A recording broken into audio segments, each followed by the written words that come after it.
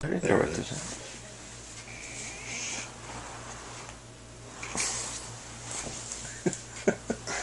In World War I, which was known not by World War I, but was known as the Great War, my dad, Sal Blechfeld, was in the Army, in the cavalry, and his job was to teach other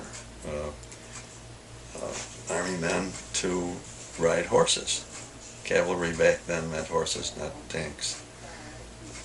And so at one point he was stationed on the Rio Grande River, and they used to ferry the men and the horses up and down the river for different reasons. I don't know, maybe for pasture areas or whatever.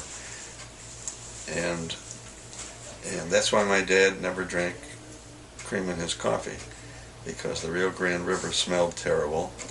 And he was standing out there on the deck on the ferry boat early one morning, drinking his coffee and smelling the sewage and awful smell of the Rio Grande River. And he looked at his coffee and he looked at the river and it looked the same. So he dumped out his coffee and would never drink cream in his coffee since. He always drank it black.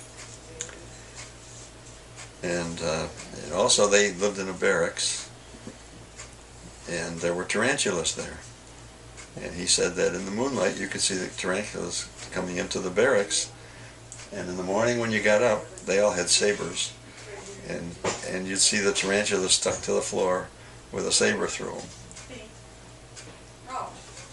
And then he was also stationed at camp, I can't think of the name, Camp something or other in Kentucky. I have to look that up. You never went overseas? No. Lord, if you have to go to the bathroom, go to the bathroom. But at the same time that my dad and Uncle Jules were in, Uncle Jules was in World War I too, their uncle, my grandfather's brother, Nathan, was also in World War I. Jeez, I'm talking! We're almost ready. Go to the bathroom. Can you hear what they said?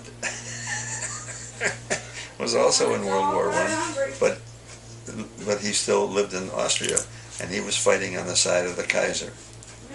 Nathan? Yeah.